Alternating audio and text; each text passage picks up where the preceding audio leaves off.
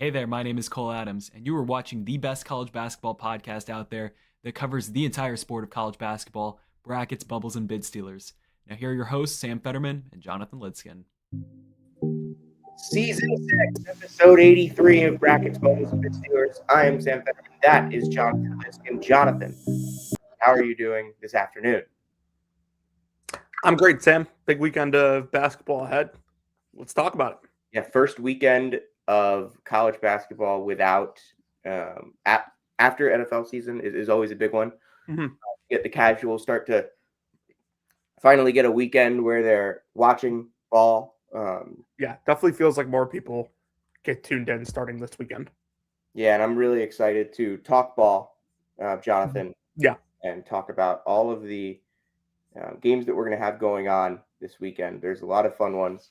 Let's start tonight because we always tend to start with the Friday games. There are a lot of big ones on Saturday, but we're going to start on Friday. Michigan State, Wisconsin. Wisconsin is coming off of a huge win at Illinois.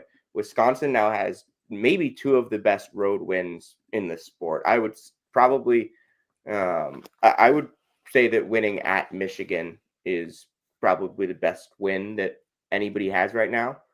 And then to beat Illinois is at Illinois, another huge road win. So Wisconsin now looking to add a big time home win to their resume. Michigan State, on the other hand, won in overtime last weekend against Illinois. Now looking for a big road win to add to the resume. Jonathan, what is standing out to you in this matchup? Well, Wisconsin's turned it up in conference play. They're 9-4 in the league. They've played a lot better. And, outside of really the Indiana game last weekend where, frankly, they got screwed, like, they've been almost perfect. I think, though, this is a tough matchup for them. Wisconsin's two big wins against Michigan and Illinois, they've shot the ball exceptionally well. They're not a great shooting team. So I think if Michigan State tonight can get out and close out on shooters, that's going to be a good recipe for them, especially at home. Now, Wisconsin obviously has the two road wins, so they're no stranger to playing in an environment like this. And they get up a lot of threes. So, shots go in again. We could be looking at another huge win that gets Wisconsin not just, into the tournament, because right now I think they're pretty safe, but up to that 6 seed, 7 seed line. Yeah. For me, Wisconsin's guards have been awesome. Nick Boyd and John Blackwell. Boyd has now scored 20 plus points in 5 straight games. John Blackwell has scored 20 plus points in 3 of the last 4 games. Jeremy Fears, obviously, has been awesome defensively throughout the year. What is going to be the strategy for Wisconsin in terms of the way their guards are going to attack him? Is Fears going to have a matchup with one of them? Is he going to kind of have responsibilities on both of them at different points in the game? We'll have to see. We'll have to see how Michigan State chooses to defend those guys, and we'll have to see how Wisconsin kind of chooses to attack those matchups as well. But Austin Rapp has also been shooting the ball significantly better as of late. He struggled for most of the season, but the last 2 games that he played, and he missed the Indiana game, 5 of 7 from 3 against Ohio State, 4 of 7 from 3 against Illinois. If they can kind of get him rolling, that's 9 of his 33 threes that he's made this season have come just in the last 2 games that he's played. If they can get him rolling, that gives another element to their offense. And I think that's going to be something definitely to keep an eye on in this game. Wisconsin is a good defensive rebounding team. They're not an awesome offensive rebounding team. So I do think Michigan State will be able to win the battle on the glass here. But Wisconsin's offense against Michigan State's defense is the matchup that I'm really looking forward to. Yeah, I think that Wisconsin's just going to play their typical drop coverage against Fears and make him make plays, which he's obviously very capable of doing. But I don't think it would be, super wise considering Wisconsin's not athletic to, be aggressive against him. So make him make a play, make him, make the tough jump shots and floaters. Yeah, I don't think that's that's going to be their game. They're definitely not going to kind of come out and try and be and try and take the game to him. Not that they're going to kind of just play passes. They're obviously going to have to guard it. But I think you're right. They shouldn't stray from who they are. They should kind of play their game. But yeah, this, as I mentioned, kind of the matchup of Wisconsin's offense and their guards as ball handlers, who've been such great pick and roll creators, just creators in general. They don't even need a ball screen sometimes to get to their spot. They can both hit the outside shot. They can both they can both get to the line. They can both do so much for that offense. And Michigan State's defense, so it has been very disciplined all year. Wisconsin's offense is also kind of built on discipline as well. So I think it's kind of a well-coached defense and a well-coached offense. Just should be a really fun battle to watch for these two teams. Who do you think's going to win it, Jonathan? I'll take Michigan State. I think it's just a better matchup for them. They get it at home. And I think that, like, you know, when Wisconsin goes to their pick and pop and plays with their big men as like as trigger guys on the perimeter, Michigan State's bigs are capable of getting out and guarding that. Yeah, I don't think Wisconsin kind of has the option of like a pick and pop creator off the perimeter that can kind of be dynamic with the ball in that spot, which would put Michigan State in a little bit more of a difficult situation to guard that. Not that they can't, but Wisconsin's pick and pop is kind of more predicated on the guards creating and just some shooting versus the straight up versus kind of getting in ball screens and creating off of the pop. So yeah, I'll agree that Michigan State gets the win. Yeah. Kind of the big story in college basketball today, and this doesn't really have a big impact on this weekend as a whole because North Carolina plays Pitt tomorrow, but Caleb Wilson is out and there's no timeline for a return. It's a fracture in his hand.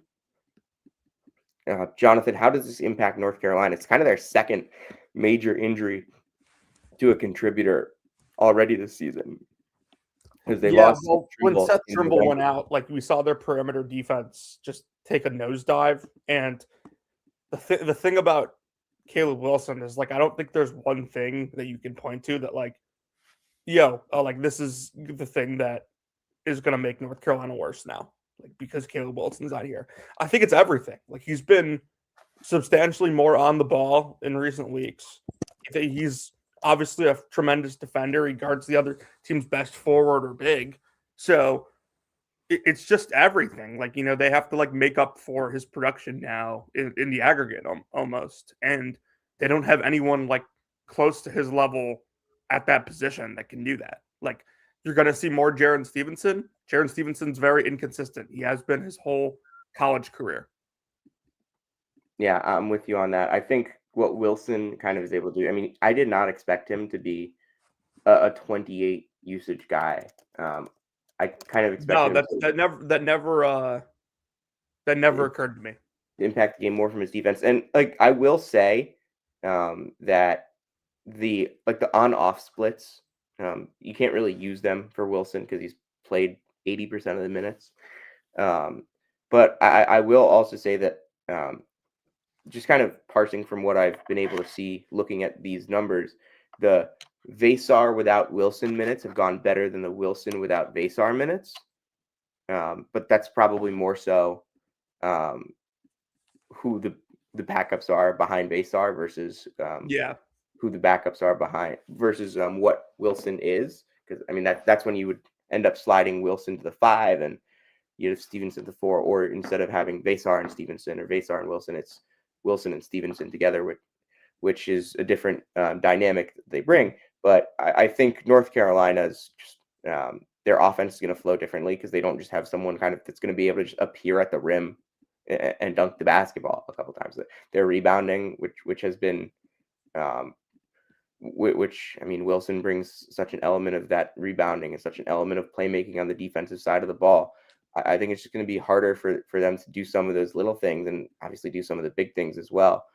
This puts a lot of pressure on their guards because we've talked a lot we talked a lot in the offseason about their guards, and now it's quite clear that like Kyan Evans taking him didn't work out, and now Derek Dixon's been their starter. Derek Dixon has played some good games. He's had some great moments. He probably can't score 2, 6, 5 points in these next couple games without Caleb Wilson, in order for North Carolina to win some basketball games. Well, I don't think his scoring is necessarily what we're looking at here. I think it's his playmaking, just because. Well, I agree, but that's like, I think he's a great playmaker, but I think they're going to need him to score a little bit more. Yeah, Because it's just like, can he keep up this level of playmaking with a usage rate that's probably going to go through the roof? yeah, and like Luka Bogovac has kind of had some moments this year. Again, like they probably are going to need more from him offensively. They're going to need guys that have not shown a ton this year as scorers and like consistent creators for themselves. Because Wilson has been the main guy to create for himself on this team. Like, go out there and get yourself a shot. Obviously, this team has a lot of guys that can play make at some extent. I think they have one, two, three, four, five, 6 guys with a 12% assist rate. But now one of them's on the mend, and that's your highest usage guy as well. Puts a lot of pressure kind of on the guards who haven't had to be as good as we maybe thought they needed to be coming into the year. Not that Dixon's been bad. I think Dixon's been good. I think he just needs to be really good in the next couple of weeks. Yeah. So the other thing that like we didn't talk about on this is like UNC is the 12th ranked defense in the ACC right now in conference play, and like Caleb Wilson covers up for a lot of the bad defenders for this team. And now, you lose a really good on-ball defender, you could lose a good weak side rim protector, and like our guys, like they've been playing Jaden Young a little bit. Is he going to be playable anymore? They've played Zayden High. Like, they're going to need him to play because they lose a front court player. Like, can they cover up for him? Bogovac's not a super great defender. Like, Caleb Wilson covers up a lot for him. So I think that's more concerning than the offense, honestly. Yeah, I think the defense, like, I think we've already seen the worst of their defense this year. Like, I think that it's not going to be pretty right now, but I also think that we're probably not going to see them allow 14 threes in like 3 straight games on like 50% for the other team. I think we're going to see we've already kind of seen that swing a little bit. They had 5 games in a row where they allowed double-digit threes. They haven't allowed double-digit threes since then. I think that's part of it. The defense has had a couple games where it was really, really awful, and it's been just moderately bad over the last few weeks instead of just awful. So I think that's kind of something to put into it. But yeah, I think both sides of the ball, this will really harm North Carolina. But their schedule, they have difficult games. They have Pitt, which they should win. Then NC State and Syracuse away, Louisville, Virginia Tech, Clemson home, and then Duke away. I don't know when Wilson's going to be back. We'll have to see. But now let's get into the games. Yeah, it doesn't seem like there's a real timetable. Let's get into the games for this weekend, and we're going to start at Hilton Coliseum, 1 p.m. on ABC. Kansas coming off of its win at Allen Fieldhouse on Big Monday, because, of course, they won at Allen Fieldhouse on Big Monday against Arizona, now going to Iowa State for one of the toughest 2-game stretches of anybody has on their schedule all season.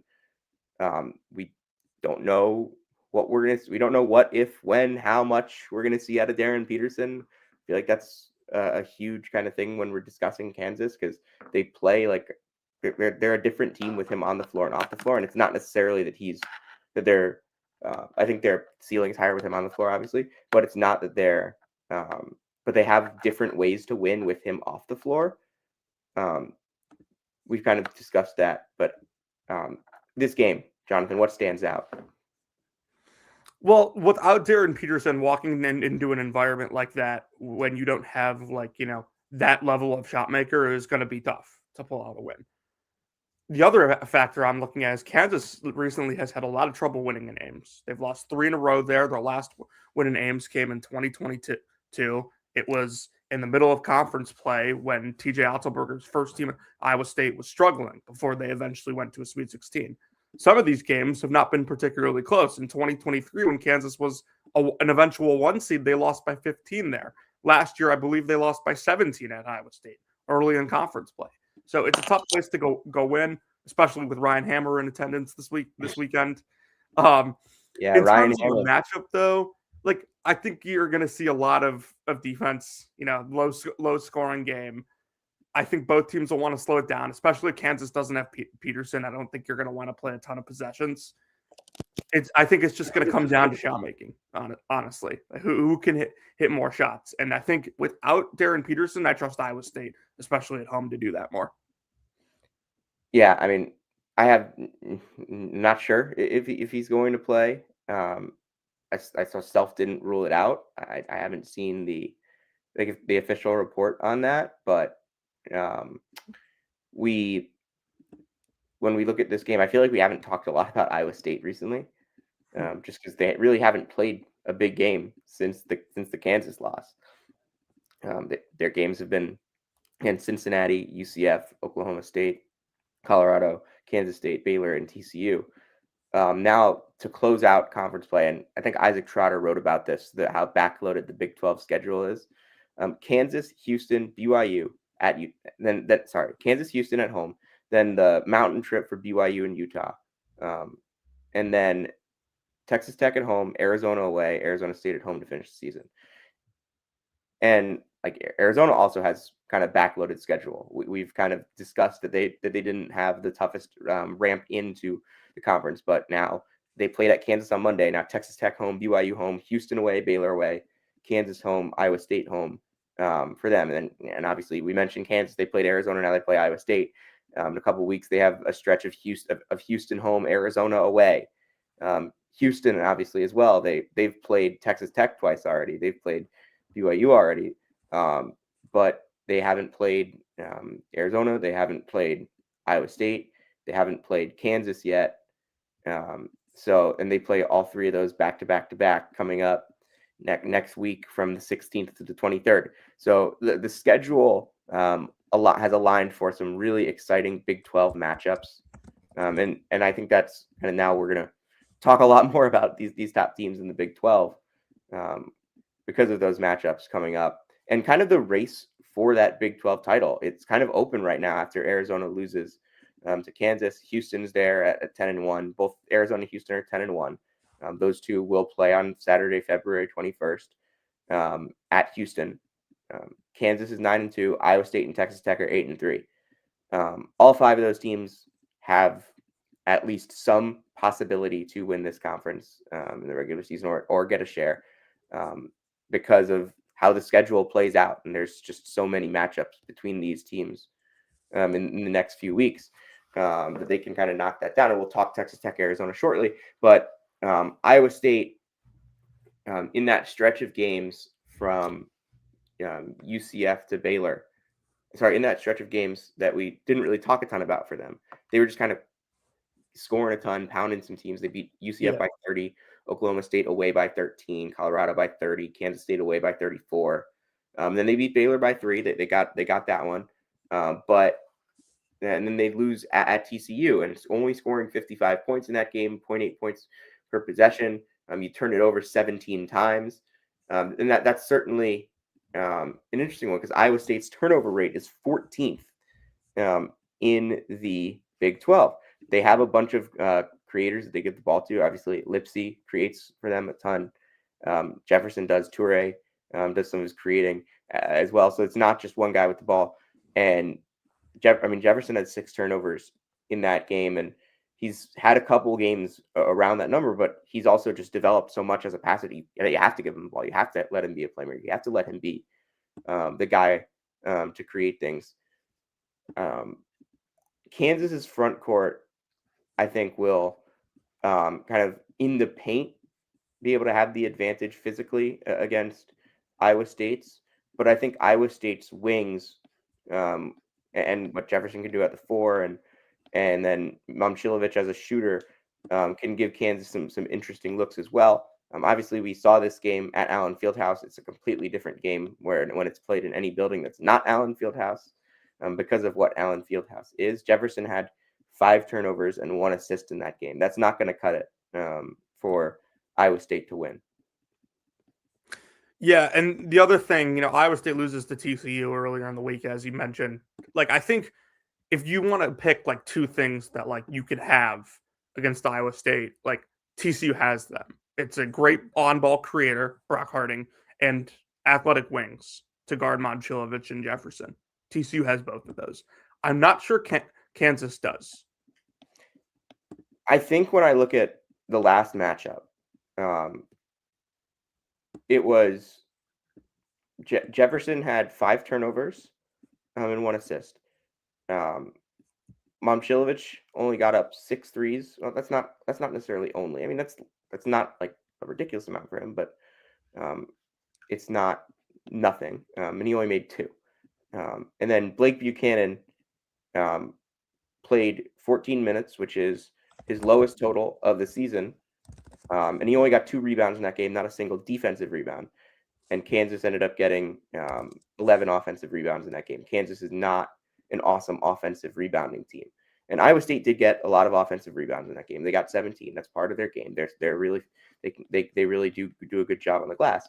But to have your centers Buchanan and Plata in that game get you 23 combined minutes and 0 combined defensive rebounds, they're going to need more out of that on that level. And obviously, if Kansas goes out and makes 50% of their threes, that they're probably going to have a good chance to win, because that's what they did last time. Yeah, agreed. Let's talk a little bit about Texas Tech, Arizona, to stick in the Big 12. Arizona coming home after the loss to Kansas. 2 teams that, I mean, these teams' first couple, the starting lineups for these teams are both just awesome. I mean, Arizona does not play like a ton of guys off the bench. Neither does Texas Tech. But the guys that do play are just awesome in this game. And I think there's going to be some physicality in the post when you look at how JT Toppin is going to have to be responsible for figuring out how to handle this Arizona front court. I think Arizona can kind of just be like a bodies overload for Texas Tech. Yeah, that's kind of my thoughts. I think Arizona's front court's just going to wear them down. Like, easier said than done against JT Toppin, obviously. But, like, I think this is a really good bounce back spot for Arizona, and you get it against a good team. Yeah. I mean, also Arizona, they did struggle a little bit with allowing some paint touches to Kansas. I think Council got in the paint a lot. They were able to get to the ball to Badunga in really advantageous positions in that game. I don't think Anderson kind of has that. Anderson, obviously, he can get in the paint, but his game is so much more predicated on his shooting. So I think there's going to be some of that. I'm definitely interested to see how Kansas tries to work with how Arizona and how Texas Tech kind of uses their high-low game when they're 2 bigs and they're kind of 2 creating forwards in Watson Toppin to try and go at this Arizona defense, because I kind of think Arizona just can kind of absorb the bodies physically in this game. They have the physicality in the front court. They have the strength. They have enough guys to the point where I just think they'll kind of not let Texas Tech win the way they want to win. And Texas Tech's just going to have to make 13 or so threes in this game. And not that they can't do that. I just think that's kind of the formula. Yeah, agreed. Yeah, and to be fair, Texas Tech has made 13 threes a lot this year. They actually might need to make more than 13 threes in this game. Yeah, I kind of think so too. I just think that, I mean, like, they made 12 against Kansas at home and lost. Yeah, like, I think like the Texas Tech losses to UCF and Kansas sounded a little bit of alarm bells. they've bounced back nicely. I just like keep envisioning a scenario with this team where they get completely worn down the stretch. Like they are 361st in the country in bench minutes, and without Bamboy, you have like zero, unless Tyree Bryan steps up, which to be fair, he has a little bit lately, but they just don't have anything off the bench right now. Not anything that's playable, at least. Yeah, I just want to figure something out here. If I want to look at the Big 12 and clutch time, Texas Tech's net rating in clutch time per CBB Analytics minus 10.4 in the 40s, and it's only 47 minutes. Iowa State has only played 19 minutes of clutch time this year. Arizona's only played 23, but their rating is plus 54.9. In those, Texas Tech's is 11th out of the 16. What do they define clutch time as? I actually have to check that. Okay. But curious what the parameters yeah, are. no, I mean, I'm sure that they have an answer for it. Yeah. But yeah, I mean, Texas Tech, not that they're like not good in second halves, but they are, I would probably assume, not going to be able to physically hold up in those types of games against Arizona. Yeah, if you look at first half for Texas Tech this year, plus 19.7 net rating, second half plus 9.5. And again, there's noise in that. It's kind of how you do lineups, and that's not adjusted because CBB Analytics isn't letting me adjust it. But it's just something that I think will probably be a thing. I don't know if they're going to be able to play 40 full minutes consistently down the stretch against some of these more physical teams that they're going to face at the end of Big 12 play. I know they were able to get that win against Houston. I know they were able to get that win against Duke, and maybe they pull out another win or two in some of these games. I just think that some other teams are built a little bit better for those moments. Yeah. Nothing else to add. Not necessarily for those moments, but for those moments coalescing over the course of a 40-minute game. Mm-hmm. I think that's where we'll stick in the Big 12. And then we'll go to the WCC. Let's talk Gonzaga, Santa Clara. Yeah. Maybe I wouldn't go as far as saying it's must win for Santa Clara. No, I don't think I would go that far. But it's pretty darn close. Yeah, we've talked about the Loyola loss for Santa Clara and how much it's hurting them right now. It's not good. Like this, I don't think this is must win, but it would certainly go a long way if they were able to get it done. Santa Clara beat Gonzaga last year once. It was the first time in as long as I can remember that Santa Clara beat them. Honestly. Yeah, Santa Clara only has one quad 1 win. They do have 5 quad 2 wins, but they also do have that quad 4 loss, which does stick out. Yeah, they're going for their 10th in a row. What's always intrigued me about Santa Clara is the amount of athleticism that they have for a WCC team. Like they have guys who legit could translate at the high major level athletically. Not always skill wise, but athletically. And the way that Alan Graves has been playing lately, I don't think it's a stretch to say he could be the best player on the floor in this game. Yeah, I mean, Alan Graves, as I mentioned last week, probably the best player that we haven't talked a ton about on the podcast this year. I mean, he's shooting it really well. He's doing a ton on the defensive end. He's doing a ton for this Santa Clara team at the moment. And that's kind of that element that maybe they didn't have early in the year. And now that he's come along, 3 straight KenPom MVPs, double digits in the last 11 games at this point, kind of really settled into his role. And that's what Santa Clara needed, just kind of another guy that they can go to in these spots. Because, I mean, Christian Hammond is awesome. He gives them a lot. Elijah Mai has maybe not been quite as good as we hoped he would be this year after still last quite year. Good. Yeah, but still fairly good. And Graves has just given them another element to that. Yeah, and I think that I think that if Bucky Aboye can stay out of foul trouble. Like that's one of the few guys that like physically size wise has has an advantage with his size on Ike. Yeah, I think Santa Clara's game plan defensively is always to try to turn you over. And one of the reasons I think Gonzaga has had so much success is not just the talent. It's like Gonzaga is never a team that turns the ball over. Few teams are always very disciplined in what they do offensively, and it's the same this year. So I think that's the challenge for Santa Clara is, if you're not going to force as many turnovers as you typically want to, what do you go to win this game?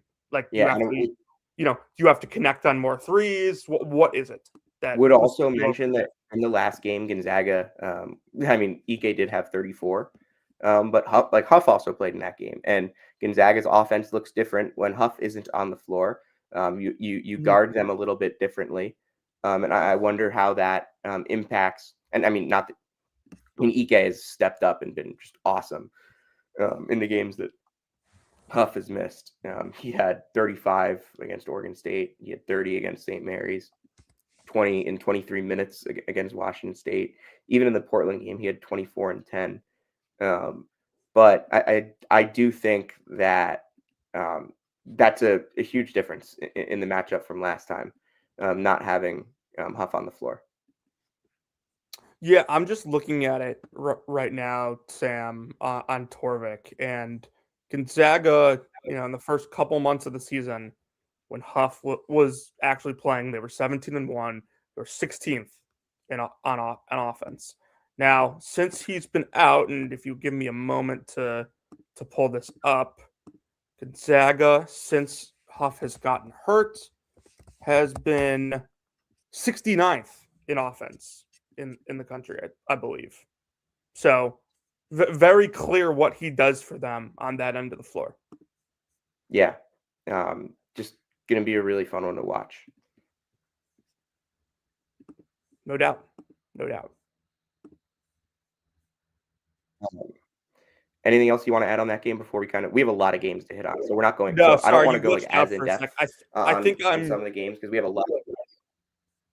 Yeah, you glitched out for a second, but maybe I did. But I don't really have anything else to add. I'm interested to see with Huff back if this Gonzaga team can get rolling again, because outside of the one Michigan blemish, they looked really dominant in non-con. You beat Alabama by double digits. Some of those earlier opponents were easier than you probably expected, but handled UCLA, killed Kentucky. They were dominant outside of the one Michigan game. Yeah, I want to kind of hit on a lot of games here, so I don't want to go as in depth on most of the rest of the stuff. Sure, we can do some quick stuff. Kentucky, Florida, another big ABC game. Florida to me is the best team in the SEC. They are a national championship contender. They are exerting themselves physically, and this is, Kentucky is kind of entering into kind of they've won 8 of their last 9, but this is going to be the toughest game that they've played in that stretch, and the toughest game that they played previously in that stretch, they lost by 25.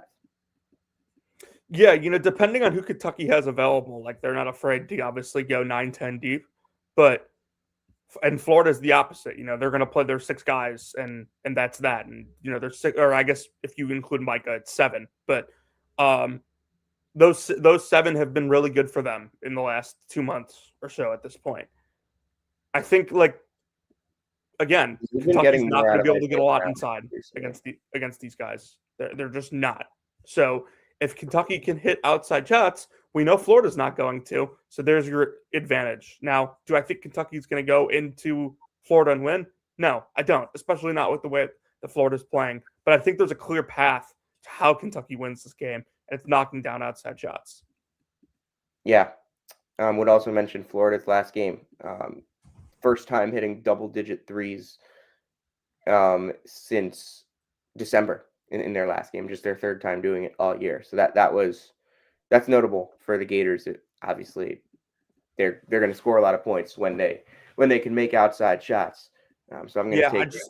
Not that I think they're going to make a ton in this game. I don't think they necessarily need to. I just think they're going to be able to kind of dominate the inside and win the game through that. Yeah, I keep getting it in my head, Sam, and I know this is getting a little off the point, but I keep getting it in my head that like, there's going to be some big NCAA tournament second weekend game that Florida's going to be in, and like the backcourt of Florida's opponents not going to be able to match their athleticism, and Fland and Lee just start hitting these like off the dribble jumpers and like what kind of will them to a Elite Eight or Final Four. I keep getting that in my head because like they do have that capability. Yeah, I mean, like I don't think it's like a straight up bad. Like those guys are talented. There have been moments this year where Lee has been really awesome. I think I think that Vanderbilt game, he was really, really good. Obviously, he had his big moments in the UConn game. He had his moments. Obviously, he had a great game against Georgia in the last one, and Fland has kind of become more consistent over the course of the last couple of weeks as well. Yeah, Fland really turned a corner in the second half against Tennessee about a month ago. Yeah, so obviously those guards will have something to say about this team's chance to win a national championship. Clemson, Duke at Cameron. Clemson coming off of a disappointing loss to Virginia Tech at home. That's probably a big result though for the ACC. For Virginia definitely that one, because if you'll remember last year, kind of the middle tier of the ACC just didn't have wins over the top tier of the ACC. But now you get that Virginia Tech win over Virginia Tech. Now has wins over Virginia and over Clemson, and that's pretty notable, even though they have 6 conference losses. But for Duke and Clemson in this game, Jonathan, how will the Tigers bounce back, if they will, or will they? Well, it's funny because this is now the second straight year, at least in my memory, that Clemson has lost a game that they probably should have won before they played Duke in what was their biggest game of the season. Last year, they lost to Georgia Tech in triple overtime. And, then they go on and beat Duke the next week. This is a little different. It's at Cameron. This is Duke's first home game since the North Carolina loss. I'm sure, it's going to be a tough atmosphere to go walk into. John Shire does not lose home games. Like, very rarely does that happen. So I think, like, Duke should handle this one. My one concern is Clemson's got a ton of front court depth, and I have no idea if Pat Gungba's going to play tomorrow or not. He missed the Pitt game. That obviously is a huge hit to their front court depth and their defense overall. If he doesn't play, you're going to see a lot more of Malik Brown at the 5. He's quite good. You're going to have to see Cam Boozer play a lot of the 5 too. Yeah, and Clemson's whole game is what they do with their front court guys. They are the number 1 2-point defense in the ACC. Kind of grind you down. They make you play their style of game. They're a great defensive rebounding team, disciplined as well. And offensively, they're gonna back you down and kick the shooters. Yeah, and their bigs kind of figure out how to, and their bigs are smart and disciplined offensively as well. Mm-hmm. So I think Gongba being out would be a big loss. I still think Duke would probably be the team I would expect to come out on top in this one, even if he doesn't play. Yeah, agreed. Let's talk Purdue, Iowa. This is the number 1 game per KenPom on Saturday, Jonathan. The Boilermakers going into Carver Hawkeye, coming off of that win at Nebraska that we haven't talked about on the pod yet. So I want to get into that. And then Iowa coming off of a loss at Maryland, which, again, we haven't talked about on the pod. So just kind of the last 2 games for this team's if you want to talk briefly about the Purdue-Nebraska game, Jonathan. Yeah, like I want to give Purdue some credit for like bouncing back in overtime the way that they did, because I mean that place was rocking, and the way that Nebraska came back to tie that game, the improbability of it was probably super deflating to most teams. But Purdue responded, and they got a huge road win. I'd say a much-needed road win, considering they were really missing that big win since their three losses in a row, and now they have one. Like, I think that in Iowa's case, like, this is simply just a trap game before a look ahead spot in terms of the Maryland game before you have, not just Purdue, but two big home games in a row against Purdue and Nebraska. I Yeah, kind of chalked Iowa up to a team that's like, okay, yeah, they're just, they're not going to lose to the bottom teams in the conference the rest of the way. And they're going to be, in dogfights very likely with the top teams. Like, their resume is spotty at best, despite their 18-6 record. They still have Purdue at home, Nebraska at home, Michigan at home. You have some real big opportunities here. yeah. I mean, Iowa as a team, they force a ton of turnovers, but they are not a good 2-point defense um, in general, and especially in Big Ten play. I think that Braden Smith will be able to control this game on that end of the floor. He'll stay calm against whatever Iowa throws at them because that's what he does against every defense.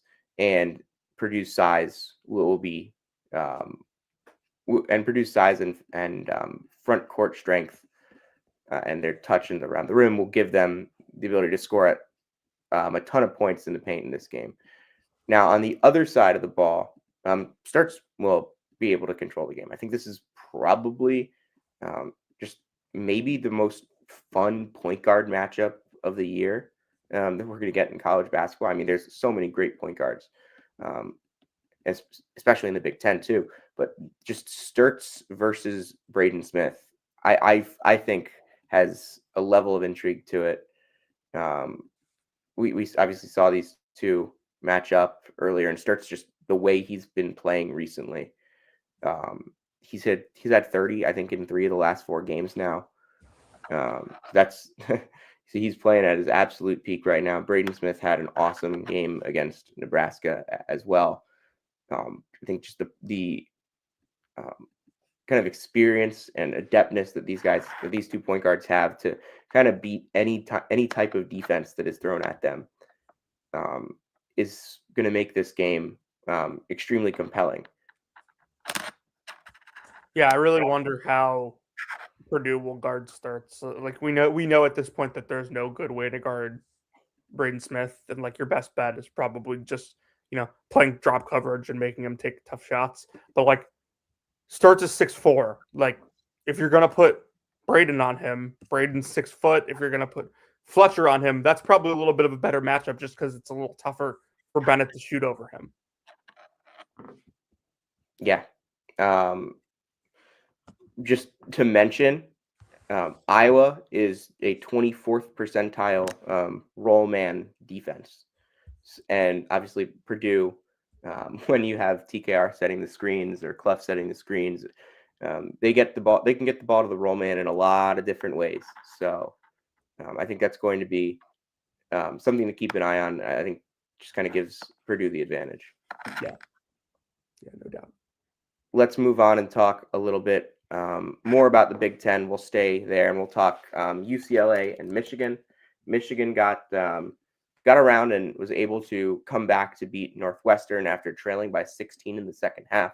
Really turned it up, and now they will host UCLA. It's UCLA and it's in the Eastern time zone. Not usually a good recipe. Yeah, not a great recipe. UCLA has played 5 of its last 6 games at home. They have not been they have not been outside of the Pacific time zone, Jonathan, since January 17th, when they played Ohio State. And now they have to play Michigan State back-to-back away over the span of these next 4 days. I just don't think that's a good I just don't think that's a good recipe for UCLA.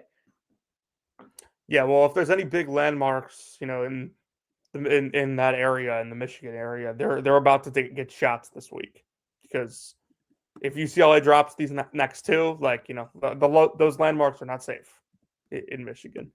Now, like, on the actual game itself, I think this is an intriguing contrast of styles. UCLA has the capability of slowing Michigan down and making them play in half court, which I don't think Michigan likes to do, although, it's Michigan. Like, they find ways, right? And like, their size is still their size. I don't think that UCLA is going to be able to walk in here and get a win.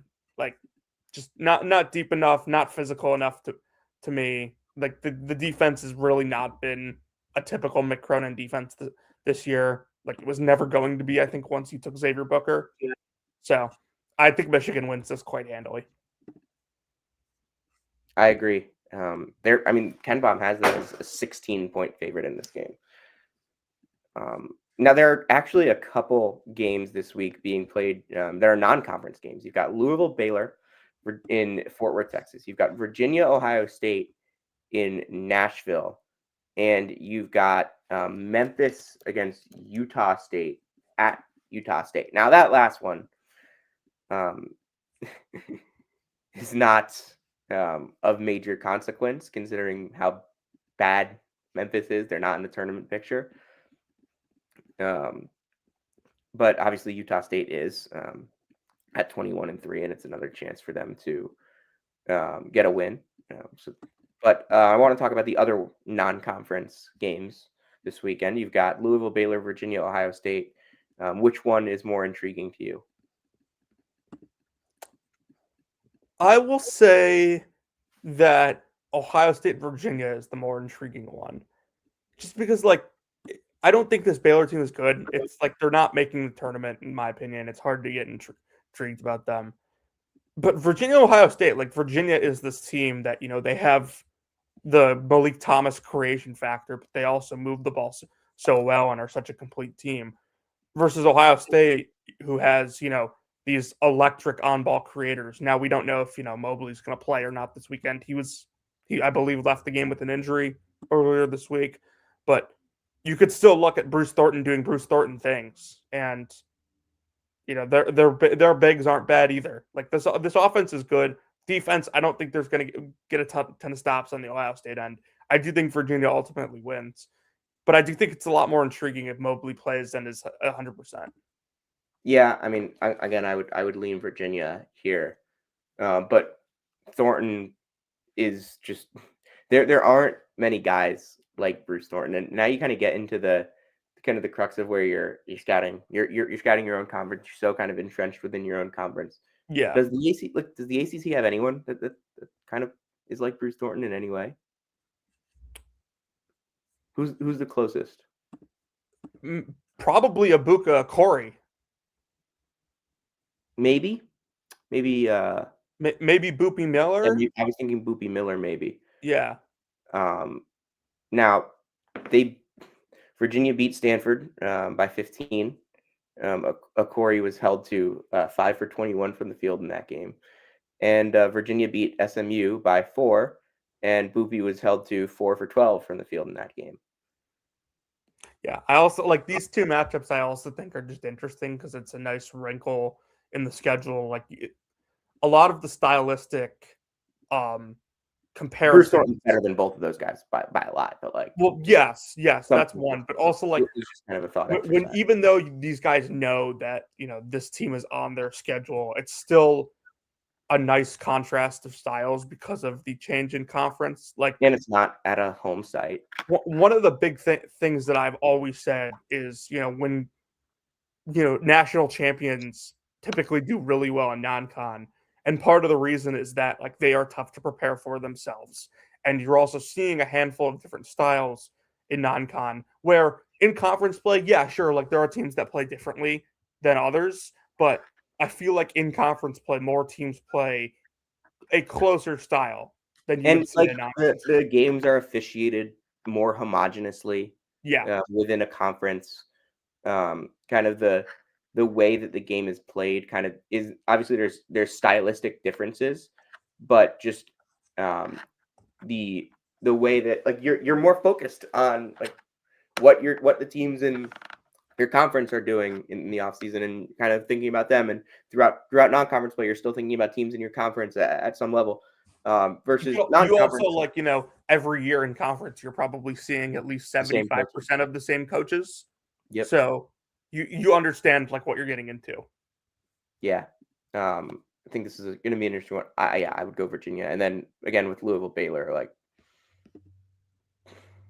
I have no interest in watching. I think there's a world where Louisville, misses a ton of shots and Baylor keeps us close, but Do you think there's a Baylor's going possibility? to lean on its offense, and I don't know if Louisville has the horses to stop Carr and Yesufu going downhill. But I also don't think that Baylor is going to show any resistance on the defensive end whatsoever. Do you think there's kind of a possibility that maybe getting out of the Big 12 gives Baylor like just like a refresh?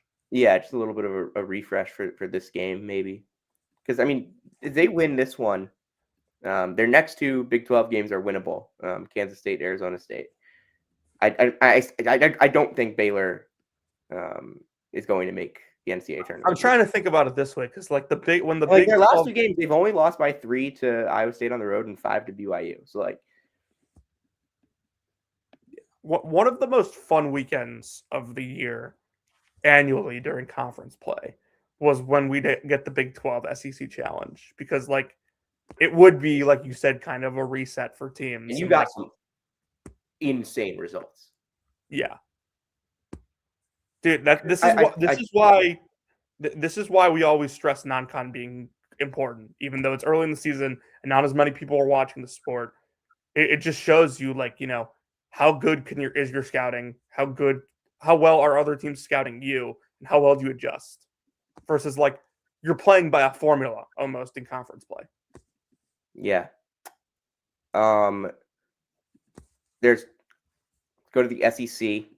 Texas A&M and Vandy, and Mizzou, Texas, Texas A&M, Vandy, Auburn, Arkansas. I'll give you the floor.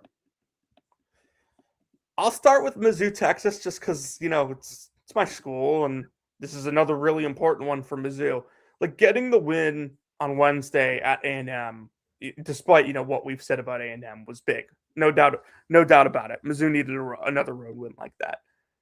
Now, if you look at Mizzou's schedule down the stretch, Texas at home, Vandy at home, Arkansas on the road, Tennessee at home, Miss State, Oklahoma on the road, Arkansas at home. Not an easy schedule to end the season, but Missouri needs opportunities right now. That's like Texas is, despite it being quad 2, is an opportunity. It's one that can help your resume if you come in here and win by margin. It's one that can help your resume just by getting you another quad 2 win and avoiding a quad 2 loss. That would no doubt improve Missouri's resume. In terms of matchups, I think there's a very clear strategy here for Mizzou. Get Mark Mitchell the ball and get him to the rim as much as possible.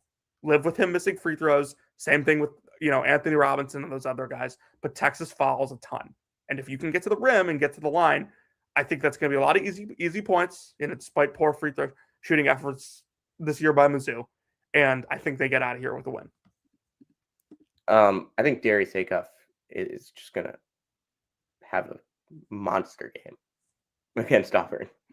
Like, I just don't think Auburn's going to be able to stop him. I honestly think you can make the case for Acuff as like a top 4 player in this draft.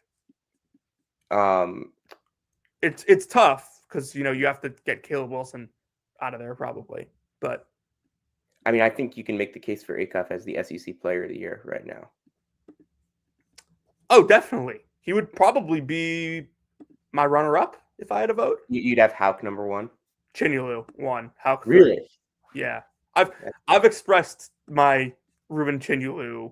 No, I mean, I didn't realize that you got to the Chinyelu should be Player of the Year.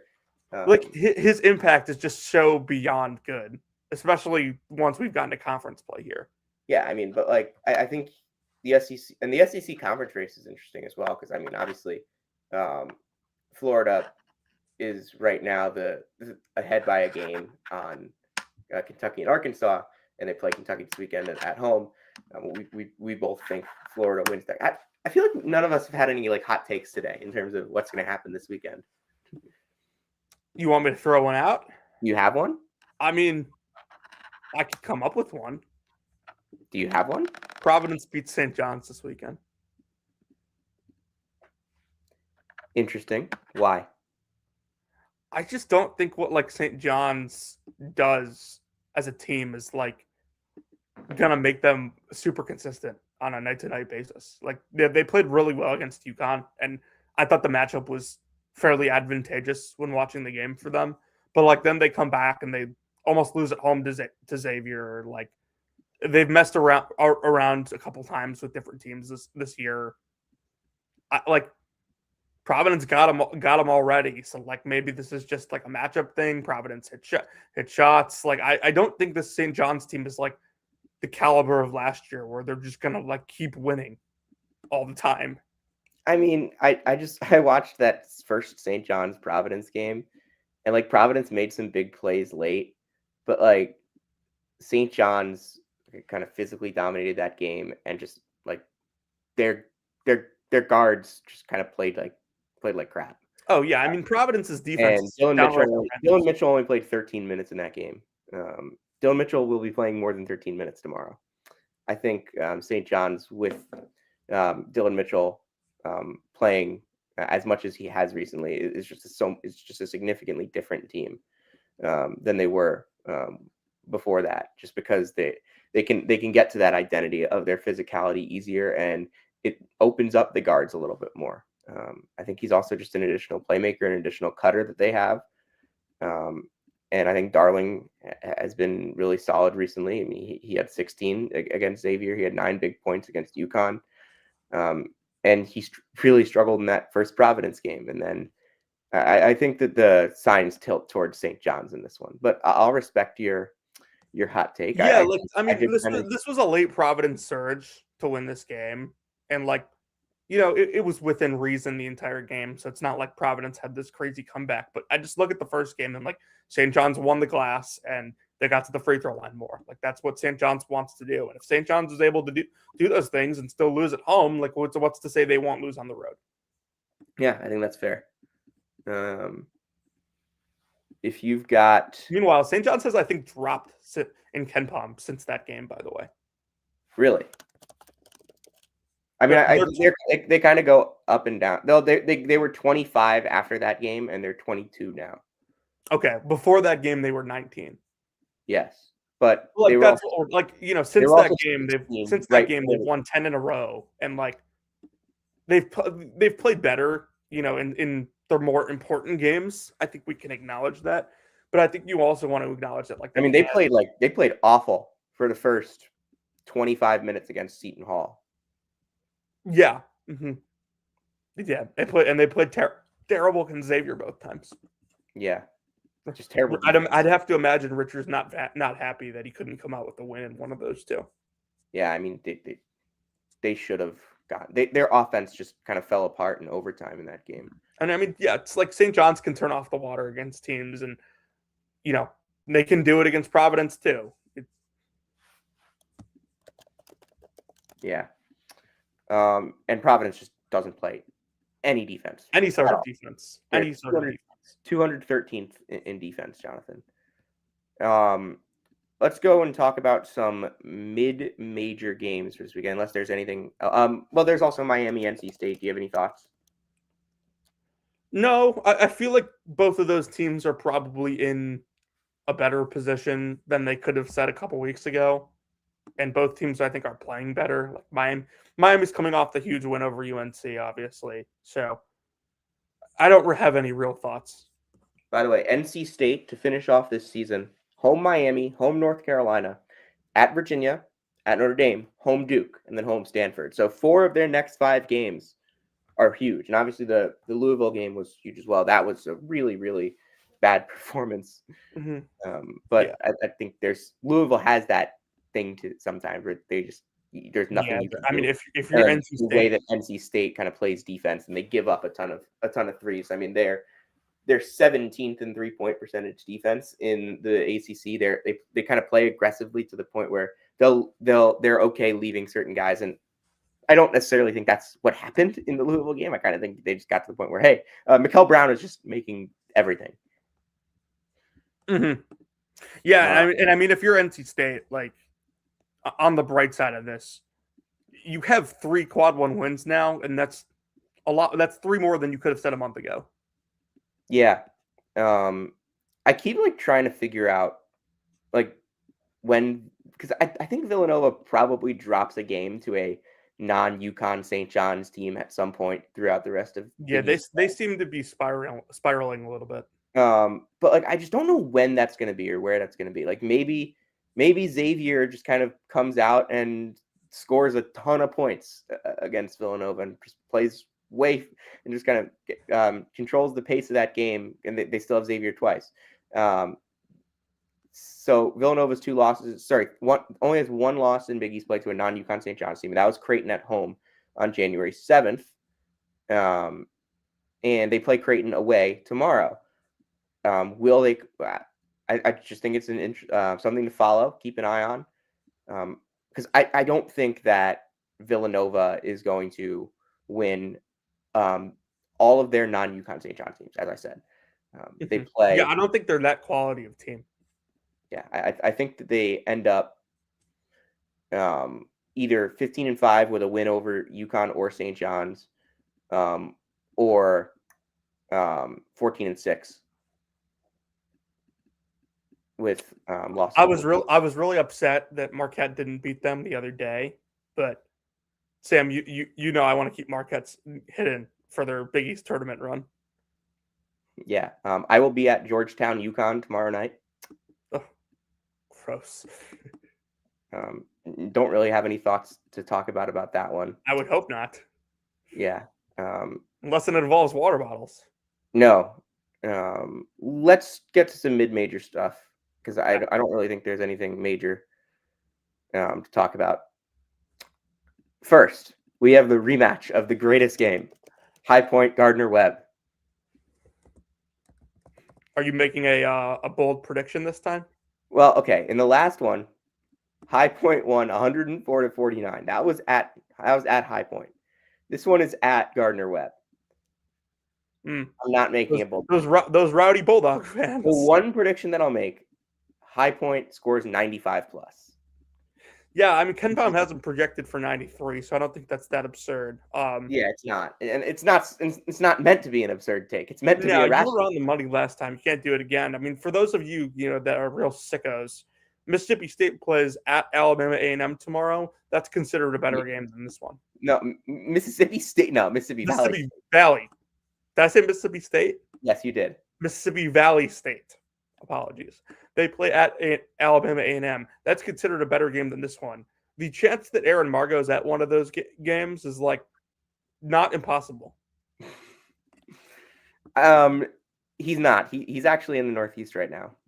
Oh, boo. That's where real basketball is played. He should only be allowed to go to LIU New Haven tomorrow. He's going to LIU New Haven?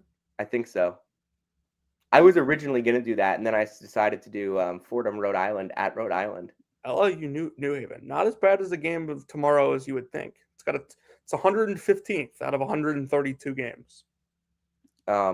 Some interesting matchups in the Big Sky. You've got Idaho State, and then Montana State. Let's kind of talk a little bit about the Big Sky for a second. You go first, so I can gather some thoughts here. This rivalry weekend in the Big Sky. Montana State 8-4, Montana 8-4. Portland State kind of running away with the league now. 3 games up on the pack at 11-1. But Montana State beat Montana 76-67 the last time that they played. This is just going to be great rivalry matchup at Montana in Missoula. Some of the best action that you're going to see through this league, and I think I don't think Portland State is that much. I know they're 3 games up on the rest of the league. I don't think they're that much better than the rest of this league, and I think there's a lot of teams that still will be a threat in Starch Madness. Northern Colorado, who started 1-7, it was they were the preseason favorite in this league. They started 1-7 in conference play. They've now won 5 in a row. They play at home against Portland State tomorrow. I'm going to make my hot take and say that Northern Colorado will knock off Portland State. They're favored on Ken Pom, but yeah, they are. That's going to be my take. Northern Colorado wins its 6th game in a row, moves to 7-7 in the league, and beats Portland State. I got to write this down. Hold on. I'm gonna gamble on all your advice. It's not the first round of the NCAA tournament, John. No, it's not. So we're taking Northern Colorado, and we're taking High Point team total tomorrow. That's what we're on. Yeah, Portland State's been playing some really good basketball lately. Shout out to Kevin Fielder, who owns them in our league, by the way. Don't know if you knew that, Sam. Who does he own? Portland State. Yes, no, I remember him. I remember him drafting them. A great pick. They're going to probably win the league. Yeah. But on Montana State tomorrow, always intriguing when you get a rivalry game like this. It's at Montana, like you said, Montana State got them the first time, so Montana's got revenge in mind. Money Williams, I don't think it's his story is out there now, so he hasn't gotten the attention this year that he got last year. But I think he's taken a leap this year, Sam, as a player. He's a better playmaker. I think he's a better defender than he was a year ago. Okay. I mean, this in my opinion is going to be a super intriguing conference tournament. As I've been saying all year. Yeah, there's in my opinion, 6 or maybe 7 teams that can win it. Yeah, I mean, I think obviously Portland State, Montana State.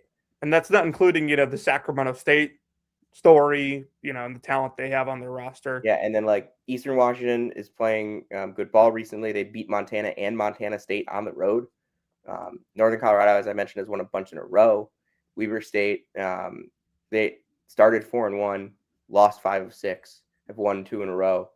They have to go to Eastern Washington tomorrow before hosting the Montana schools next week. So yeah, just a lot of interesting stuff going on in that conference right now, Jonathan. Mm-hmm. Yeah, I mean, I haven't watched a ton of the Big Sky recently. I wish I watched more. I wish I was kind of able to watch a little bit more, just overall basketball. But I'm at so many games. It's having a really good year. It ranked 17th, up from 22 last year on Ken Palm. It's also one of those leagues where I feel like you could get if you really wanted to zone in on it, it would be a fun league to get into. Yeah, and I don't think I've maybe watched as much ESPN plus mid-major basketball this year as I did last year. From just the general perspective of, I think I've spent a little more time watching the high majors than I did last year. Yeah. For the sake of the early parts of the pod, and obviously I'm at a ton of games as well. And Sam, I have a trivia question for you. Go ahead. What stat is the Big Sky number 1 in among all conferences? Huh? Is it close game rate? No. I'm just looking on Ken Palm here. Give me a hint. It's something to do with shooting. 3-point percentage? No, but there are 2 in that. 3-point attempts? No. What is it? Free throw percentage. Don't want to have to be in a situation where you have to foul late in game in the Big Sky. We've got Navy Colgate on national TV, CBS Sports Network, noon tomorrow at Colgate. If I were at school right now, instead of being in New York, I would be going to that game tomorrow. And I would be skipping Chicago State Lemoyne, and I would be skipping SMU Syracuse to do that game tomorrow. That would be the game that I would be going to tomorrow. It's a big one in the Patriot League. Navy is 12-1. I wrote about them last week on midmajormadness.com. And Colgate has won 3 in a row. They just beat Bucknell and Holy Cross on the road. Jalen Cox, Austin Benigni, probably the 2 best players in this league. Aiden Kehoe, probably also in that conversation as well. So you've got the 3 best players in this conference on the court. And whenever you have that, I think this is probably going to be a preview of the Patriot League championship game. And this is the first matchup. They play again on February 28th at Navy. But with a win in this one, Navy would be 3 games ahead with 4 games to play. Yeah, they'd get dangerously close to clinching the title. Yeah, I'm trying to think who's the closest team to clinching a title. Because we do have to, it's around the time, we're about a week or so away from when we start celebrating the champions, Jonathan.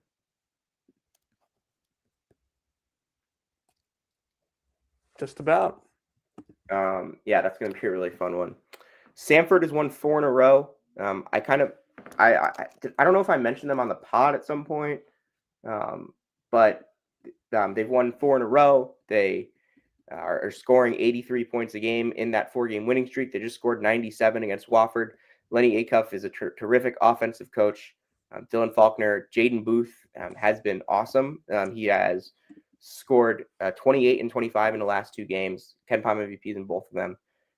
His evolution as a player, really, really helping them over the course of the season. I think they'll be a threat in the SoCon tournament. I think there will be a bunch of threats in the SoCon tournament. Like, ETSU is the number 1 team in that league right now. Furman, if they can get fully healthy, actually they got Cooper Bowser back and they've lost 3 in a row. Not great. Not great.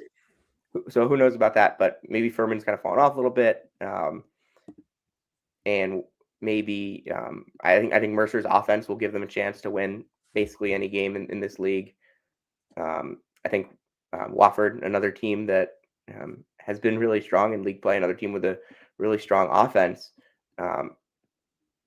And obviously now ETSU, Brooks Savage, Cam Morris has been a stud. Brian Taylor had a triple-double earlier this year, electric player. They've won 4 in a row. They're 11-2 in the conference. Their only 2 losses, by the way, both to Western Carolina. The last time Samford and ETSU played, Blake Barkley had 26 and 11. ETSU won 76-75. I think we're going to get another really good one between these 2. Yeah, super fun league this year, despite the quality, I think, being down a little bit. A lot of obviously about Mercer and the job that Ryan Ritter's doing there. That's the best backcourt in the country that you don't know about. Baraka Koji and Kyle Cuffey. Cuff's there. I mean, you've got Zaire Williams, Brady Shoulders. I cannot believe that Brady Shoulders is like an effective Division I player. Yeah. Sorry. I saw him in person once and did not think he was good. Yeah. All right. But anyway, he's proved me wrong. Obviously, this is a league that's not as great at the top as it usually is, which maybe makes the conference tournament even more interesting. I just want to make sure I have this right, because I think it might have been. No, hold on. Has Wofford they had another guard that they brought in the offseason and he decommitted, and I'm trying to figure out, was it DJ Smith, who's now been awesome at Campbell? Maybe. I'm not sure. Well, but their backcourt's awesome. You've got an Ivy weekend that's just huge. Today you have real quick before we move on. Is Giltner? Is that how you pronounce it, Giltner? Yeah, he's not an interim. Okay, that's what I thought. Yeah, Brown Harvard he's tonight. A pretty good job this year, with considering the circumstances. Brown Harvard, Yale, Dartmouth, Columbia, Penn, Cornell, Princeton tonight. And tomorrow, Cornell, Penn, Columbia, Princeton, Yale, Harvard, Brown, Dartmouth. Yeah, if you want to watch a close conference race, Ivy League right now, 4 teams at 4-4, 1 team at 3-5. 2 of those teams can make Ivy madness. Yeah, and I mean, in the teams that are 6-2, sorry, 5-2, 6-2 or 5-2, 6-2, they're not necessarily locked in. They're not necessarily locked in either. Harvard beat Yale at Yale on January 31st. I think Yale will probably complete the Road Win Exchange program tomorrow. I know Harvard has been really good. They've got a bunch of sophomores that have developed really well, and Eisendrath, Barbour, and obviously Rob Hinton, who's been incredible. And then Yale, though, just offensively, 26th in the country, but the defense has actually been number 1 in the Ivy League in conference play. And I think that's something to keep an eye on. They did actually play a game this week, in a non-conference game this week. They played Howard, and it was really, really an exciting game. Won in overtime on the road. Yeah, and Trevor Mullen had one of his best games of his career. He had 23 points. So something to keep an eye on. Is that a booster for them going into this weekend where they'll be on the road at Dartmouth and on the road at Harvard? As for that, Kenny Blake team's having a good year. As for that grouping of teams at 4-4, I think we're going to have a lot more clarity on that after this, because I mean Columbia's 3-5, and for Penn, Cornell, Columbia; for Princeton, Cornell, Columbia; for Cornell, it's Penn, Princeton; and for Dartmouth, they play Yale and Brown this weekend. Sam, what? Gun to your head right now. Top who makes Ivy Madness? Yale, Harvard.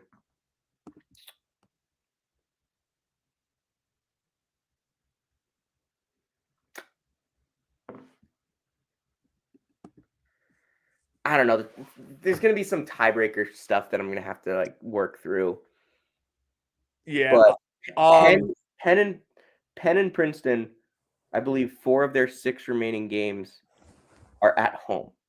Yeah, I was going to say Penn. Meanwhile, I think the talent level at Penn is really good. Yeah, and I think I do really think that win over Princeton is like just a huge like monkey off of the program's back. Yeah, for sure. So I think they'll make it. Princeton, they only have two away games left, and they've only won 1 road game all year. That includes non-con. So playing at home is definitely going to help them. Columbia is tough because like at this point I don't know if you can say anything about them potentially getting Bedry back. I'll be at Columbia Yale on February 28th. Columbia also has to go to Harvard. Harvard already beat them at Columbia by 25. I was at that one. But man, Cornell is obviously, a fun team. They play fast. And I don't. Like Cornell's won 4 out of 5, but man, they play no defense. Right. Like, can they get enough stops in some of these games down the stretch? That's like they are going to have some like teams aren't going to make 40% of their shot. Actually, I mean they have been making 40% of their shots. Like teams aren't going to make like teams aren't going to score 100 on them every night. Like they can win a game where a team kind of has an off shooting night. Yeah, but they also can have off shooting nights, and yeah, and I mean if they do, it's not pretty. Yeah, well, we saw what happened to them at Yale. Yeah, I mean actually, Cornell's not even the lowest ranked defense in Ivy play. That would be Columbia. In effective field goal percentage, I think it's Cornell though, right? Yeah, but Columbia is the lowest in defensive rating in conference play. Gotcha. Cornell's also the best offense in conference play so far. Yeah. So yeah, I have no idea who's going to end up making it. Cornell games are fun. I'll go Yale, Harvard, Penn, and Princeton. Okay. Because Princeton doesn't have because Princeton only has 2 more away games. I think they'll be able to win some home games here. Princeton also just like you get the feeling like they know how to win in this league. Like Henderson obviously has won a ton. I mean, yeah, but the guys that are on the team aren't guys who have been part of a lot of the winning. I know, but I also think they have some younger players who are getting better, I think. Yeah, I would agree.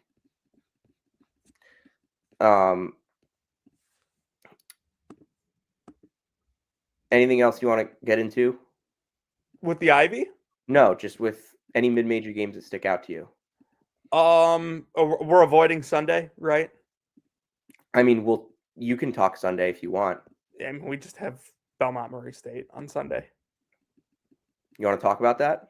Yeah, sure. The OVC, the OVC Bowl. Yeah, yeah. Murray State's. Can I just say, like, can I just say that Murray State, like, when Murray State was at 8-0 and like Belmont was at like 7-2 or whatever it was looking bleak for the Missouri Valley to have the top 2 teams be the Ohio Valley traditional MVC teams. Yeah, that's just not good. That's kind. I don't. Would you call that an indictment on the? I mean, there's just been so much shuffling around in the last decade with these teams that like it's hard to gauge. Yeah, I mean, I don't think it's like Drake's obviously got a new coach and like That's the thing. And you've had 3 teams like leave to go to better conferences. You had Missouri State leave to go to a probably worse basketball conference, but like they wanted football money. So like, I mean, UIC is now 9-6 in the league, and very like within range of getting that bye. Or I guess the top 5 get a yeah, bye. I mean UIC in the last 2 years of Yaklich, who, remember, at the time he was fired, we were like he'd gotten them 100 spots higher in KenPom. And it was weird too because they had just transitioned from the Horizon League. In his first 2 years in the conference, they went 4-16. Last year, Rabe San went 10-10. Now he's 9-6. So yeah, just go back to Belmont Murray State. Yeah, Murray State's been not so great lately. They've lost 5 of their last 8 after starting 8-0, and the defense has just been really disappointing for like the amount of talent they've had. Offense has been great. Like, they hit on Doman. Javon Jackson coming over was like a no-brainer for them with the experience he had in the MVC.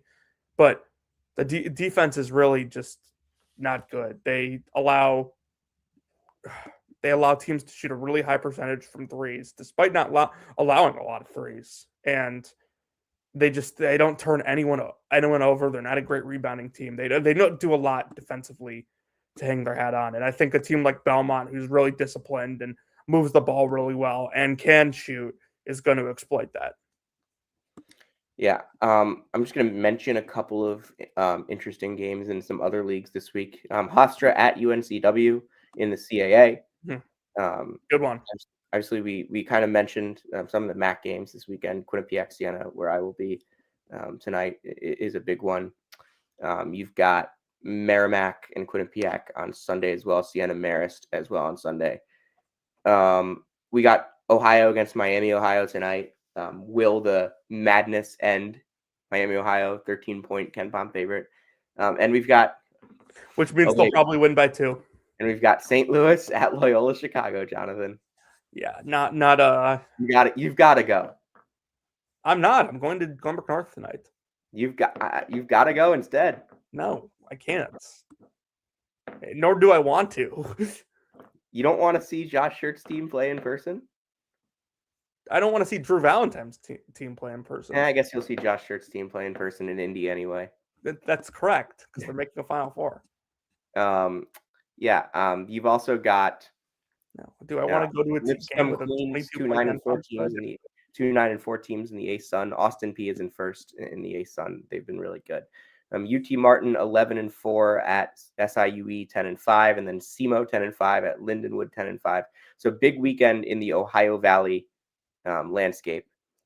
And then you've got North Dakota State at 10-1 going to North Dakota, who's 9-3. It's a big Summit League game. And then SFA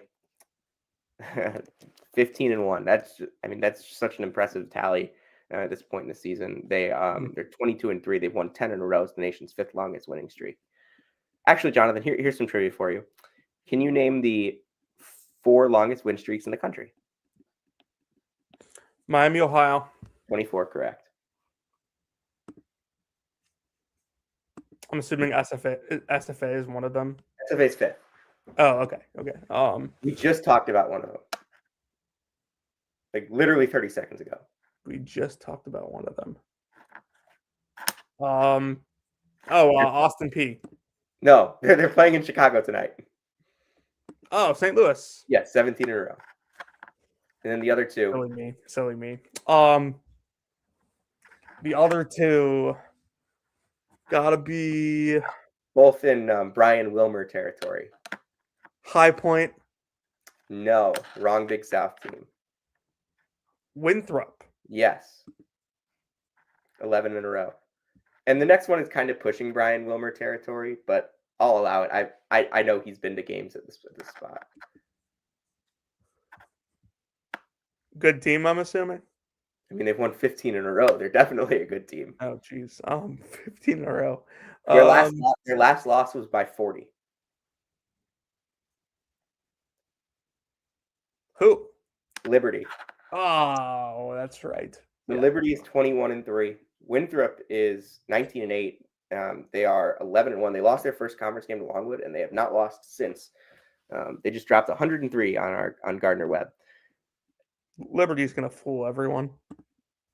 Yeah, I'm never not doing that, not going through that again. I know. I mean, Zach Cleveland is awesome. Like, just They're 13-0 in the league. They're projected to finish 18-2. Just what a player Zach Cleveland is. Yeah, no, normal Illinois native. I think that's it for what I want to go over today. Jonathan, anything else? I don't think I have anything either. Any Siena Quinnipiac thoughts before you head to Albany tonight? Hopefully the traffic isn't that bad. Awesome. All right, Jonathan, you want to take us home? Oh, Sam, I would love to. If you came to hear about Tyler Self and where he's working, you came to the right place. If you came to hear about Brian Wilmer territory, you came to the right place. If you came to hear about the latest happenings with Caleb Grill, you came to the right place. This has been Season 6, Episode 83 of Brackets, Bubbles, and Mid Steelers, and we'll see you tomorrow night.